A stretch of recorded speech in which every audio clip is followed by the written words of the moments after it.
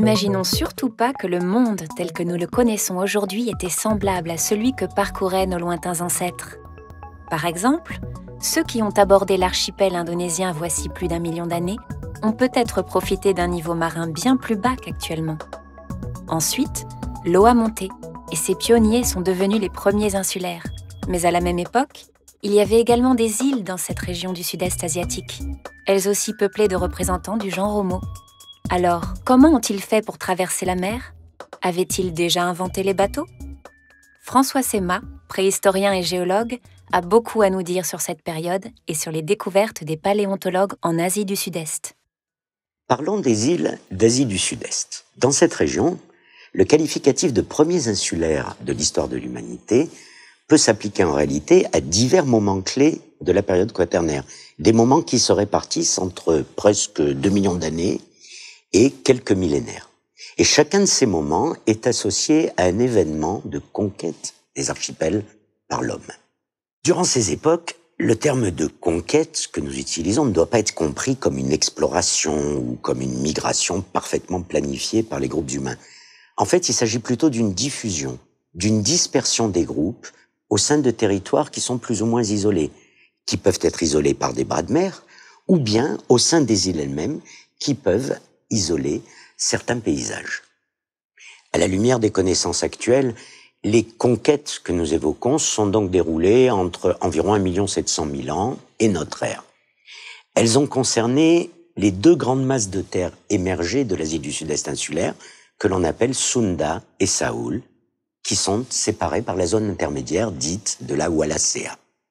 Alors, dans ces espaces marins et insulaires immenses, les ancêtres de l'homme ont dû faire face à des contraintes environnementales très fortes, nombreuses et répétitives. Au fil du temps, ces contraintes ont été en très grande partie liées au changement de niveau marin et au changement de régime des courants. Par exemple, lors de chaque période glaciaire, le niveau marin a considérablement baissé. Il a baissé de plus de 120 mètres lors de la dernière glaciation. Et cela a créé d'immenses étendues émergées, des véritables ponts terrestres qui sont très favorables au passage des animaux et des hommes. Alors toutefois, les plateaux de Saoul et de Sunda sont toujours restés séparés par des détroits très profonds. Et ce sont ces détroits qui marquent la ligne biogéographique de Wallace. Ces bouleversements au niveau du climat et des écosystèmes, ils soulèvent de grandes questions scientifiques au sujet des plus anciens insulaires, les Homo erectus. Ils en soulèvent aussi concernant la dispersion bien plus tardive de notre espèce, c'est-à-dire Homo sapiens. Le premier fossile d'Homo erectus, il a été découvert sur l'île de Java, vers la fin du XIXe siècle. À l'époque, on l'appelait Pithecanthropus erectus, c'est-à-dire le singe homme marchant debout. Cette découverte a représenté une étape absolument cruciale dans l'avènement d'un nouveau champ disciplinaire scientifique, la paléontologie humaine. Alors le taxon paléontologique lui-même, Homo erectus, n'a été créé que vers le milieu du XXe siècle. En fait, il regroupe un ensemble assez divers de fossiles qui relèvent autant de l'Asie du Sud-Est insulaire, ceux de Java, que de la partie continentale de l'Extrême-Orient. Par exemple, les fossiles chinois, autrefois connus sous le nom de Sinanthropus.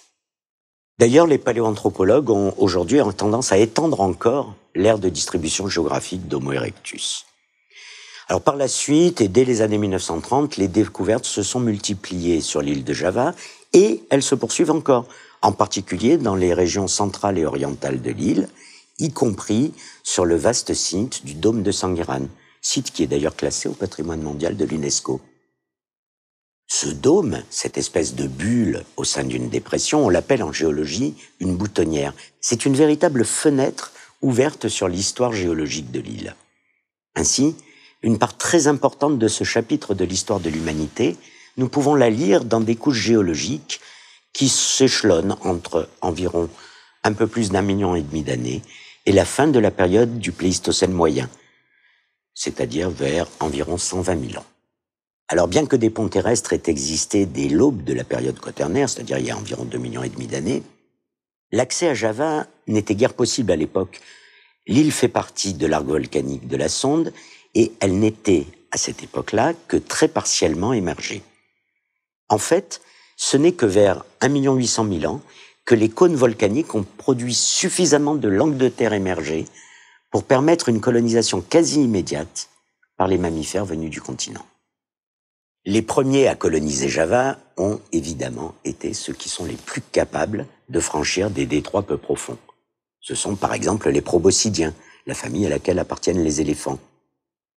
Très peu après sont apparus les premiers hominidés, qui ont traversé la ceinture équatoriale vers le sud pour atteindre Java. Alors l'origine de ces anciens Homo erectus, elle reste à documenter plus précisément. C'est le site de Dmanisi en Géorgie, qui demeure aujourd'hui le seul jalon connu qui soit possible entre une origine africaine d'une part et la première colonisation des archipels sud-est asiatiques d'autre part. La morphologie crânienne et mandibulaire de ces plus anciens fossiles est extrêmement robuste, et ça témoigne peut-être d'une adaptation au milieu forestier, les forêts de mangroves, les forêts de marécage, bien entendu la forêt tropicale humide, toutes ces forêts qui se sont développées durant les périodes interglaciaires d'isolement.